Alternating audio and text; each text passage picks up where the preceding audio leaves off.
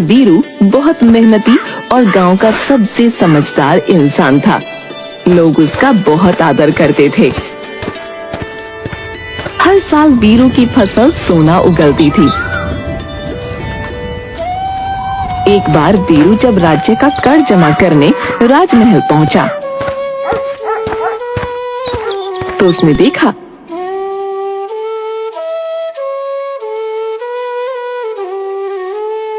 महाराज, राजकोष खाली हो रहा है।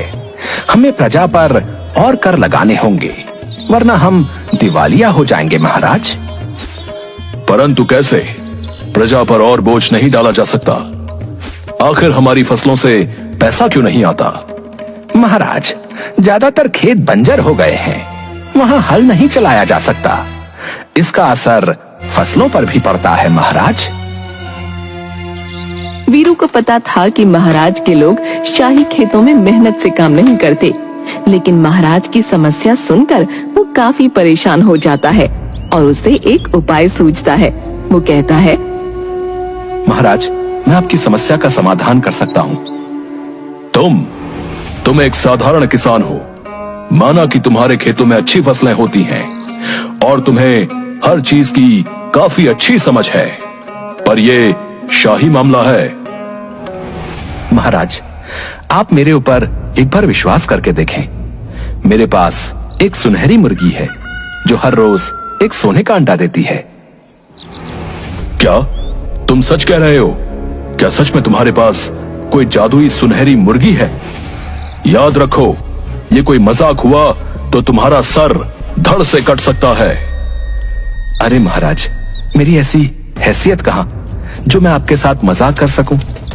ये मुर्गी मैं आपको दे सकता हूं, लेकिन एक ही मुश्किल है। अगर ये मुर्गी आपके पास आ जाए तो राज्य में सोने की कमी खत्म हो जाएगी। कैसे मुश्किल है? महाराज के लिए भी क्या कोई समस्या इतनी बड़ी हो सकती है जिसे वो खत्म ना कर सकें? तुम निडर होकर बताओ। इस मुर्गी को केवल खेत में ही रखा जा सकता है। ये अंडे खेतों में देती है। जितना ज्यादा बड़ा खेत होगा उतने ज्यादा ये अंडे देगी। जितनी ज्यादा मिट्टी मुलायम होगी उतने ज्यादा अंडे सुरक्षित रहेंगे। यह भी कोई मुश्किल बात है? मंत्री जी, अब सैनिकों को आदेश दीजिए कि कल से ही शाही खेतों में अच्छी तरह से हल चलाकर वहां की मिट्टी को मुलायम कर दिया जाए। वीरू, खेतों की मिट्टी मुलायम हो जाने के बाद तुम अपनी मुर्गी को शाही खेतों में छोड़ देना। उसके सोने के अंडे लेने हम स्वयं जाएंगे। राजा के सिपाही पूरे राज्य के खेतों की मिट्टी को नरम बनाने के लिए उसमें हल चलाने लगते हैं। मिट्टी को खूब नरम बना दिया जाता है। खेतों की जुताई देखकर वीरू चुपचाप जाकर वहां अनाज के बीज बोआता है। खेतों की खुदाई हुए 5 दिन हो चुके हैं। अब तक तो मुर्गी ने कहीं सोने के अंडे दिए होंगे। मैं जरा अंडे लेकर आता हूँ। महाराज खेत में पहुंचकर देखते हैं कि मुर्गी ने अंडे तो दिए हैं, लेकिन मुर्गी के अंडे साधारण मुर्गी की तरह थे। उसे वीरू के ऊपर बहुत गुस्सा आता है। वीरू कहाँ है? उसने हमें धोखा दिया। वीरू को लाया जाता है। महाराज, मिट्टी पर केवल हल चलाया गया है। अभी मिट्टी को पानी की जरूरत है, तब जाकर मिट्टी पूरी तरह से नरम होगी और मेरी मुर्गी अंडे देगी। आप खेतों में पानी डलवाने का इंतजाम करवा दीजिए। महाराज के सैनिक खेतों में सिंचाई भी कर देते हैं। कुछ दिनों बाद वीरू के लगाए बीजों से बढ़िया पौधे निकलने लगते हैं। 1 महीने बाद महाराज जब वापस खेत में जाते हैं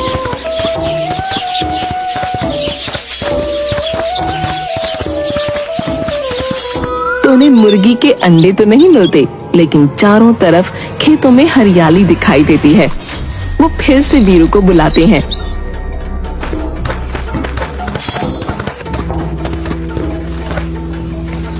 वीरू, तुम्हें जरा भी अपनी जान का डर नहीं। तुमने हमें धोखा दिया है। तुम्हारी मुर्गी सोने के अंडे नहीं देती। महाराज, असली खजाना मेहनत और ईमानदारी में है।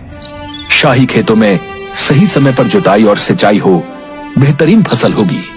जिसको बेचकर अच्छा खासा मुनाफा होगा और राजकोष सोने से भर जाएगा।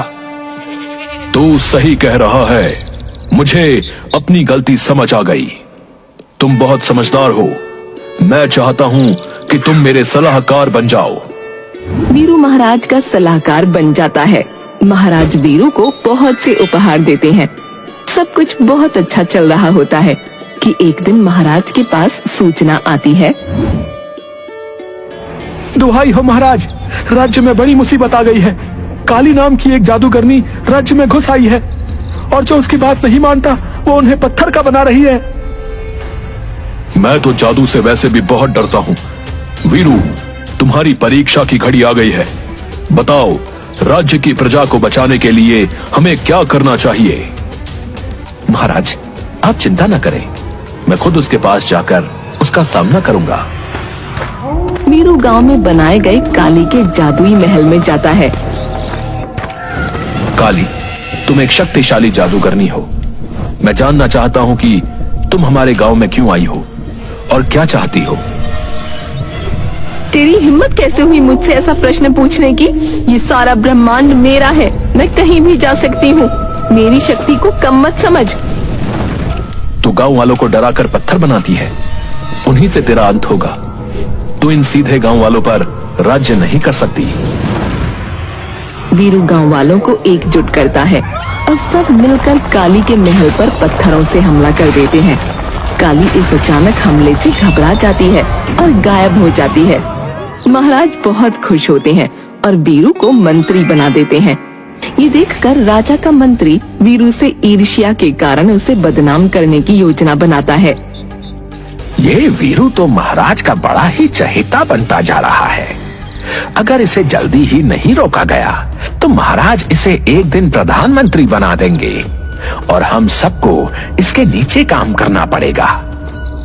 इसे महाराज की नजरों से नीचे गिराने के लिए मुझे जादूगरनी काली से मिलना होगा। मंत्री जादूगरनी काली से मिलता है।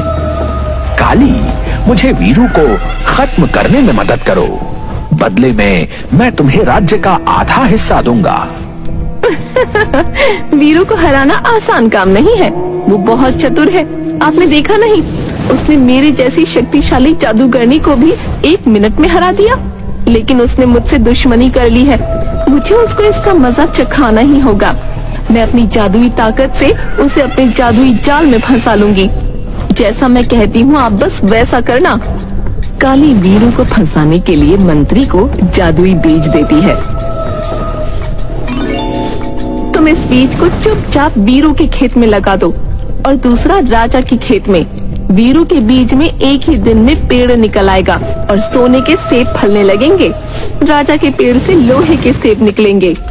मंत्री बीज लेकर राजा के पास जाता है और कहता है, महाराज, देश की भलाई के लिए मैंने कड़ी तपस्या की। मेरी तपस्या से खुश होकर एक परी ने मुझको ये बीज दिया है और कहा है कि अपने राज्य के सबसे समझदार व्यक्ति के हाथों से इसे खेत में लगवा दो, तो इसमें से सोने के सेब निकलेंगे। महाराज, शाबाश, तुम सचमुच देशभक्त हो।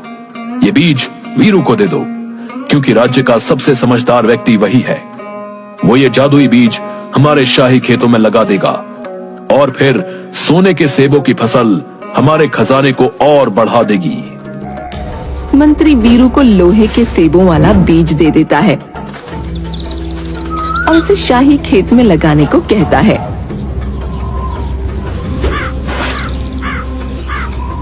और खुद सोने के सेब वाला बीज वीरू के खेत में लगा देता है। कुछ दिन बीत जाने के बाद वो वीरू के सेब के पेड़ से एक सोने का सेब तोड़ता है और बाकी सब उसके खाट के नीचे छुपा देता है। फिर राजा के पास पहुंचता है। महाराज, काफी दिन हो गए हैं। मेरे जादुई बीज में से तो अब सोने के सेब निकलने लगे होंगे। चलिए, आपके शुभ हाथों से ही पेड़ में से सोने के सेब तोड़ते हैं।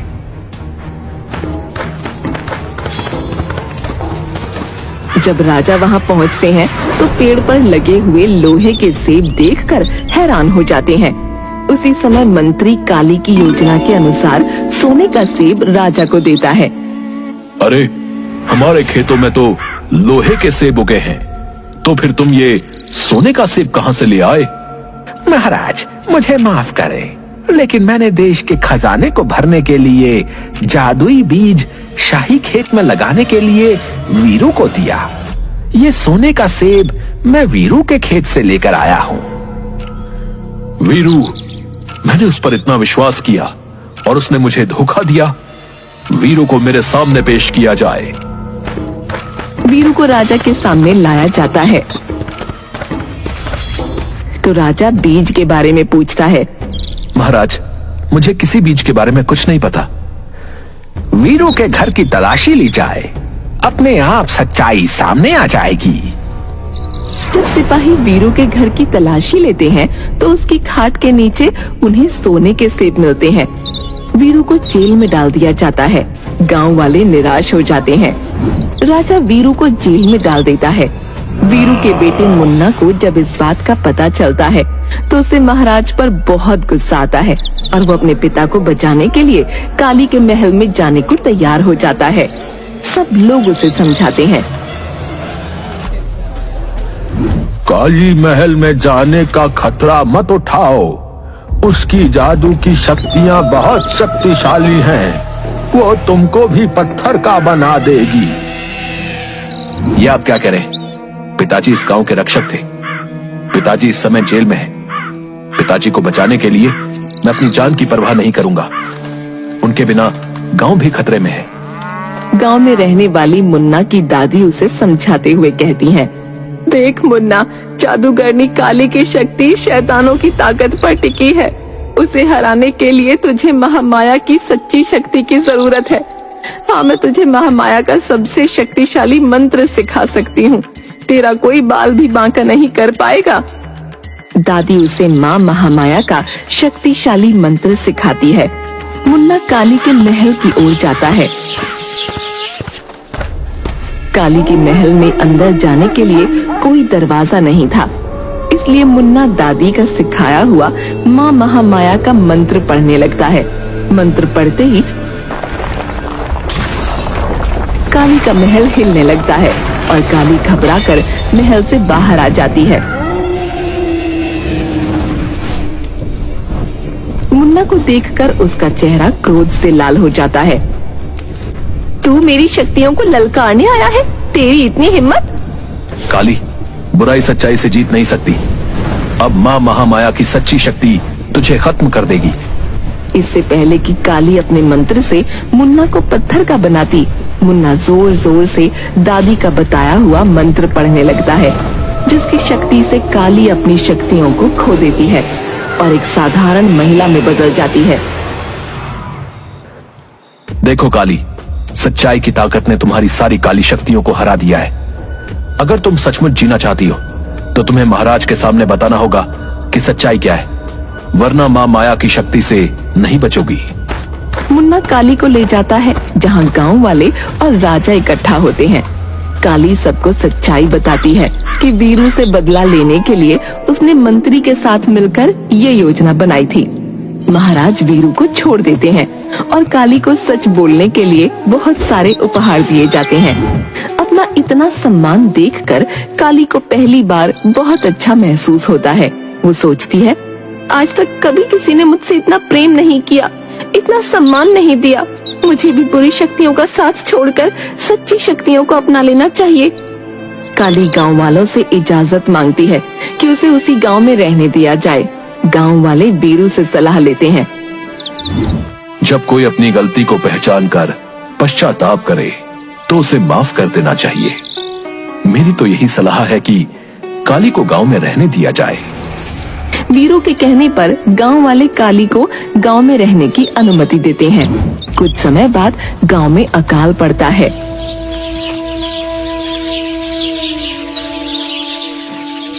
बारिश होने के कोई आसार नहीं दिख रहे हैं। हमारे पास कोई उम्मीद नहीं बची है।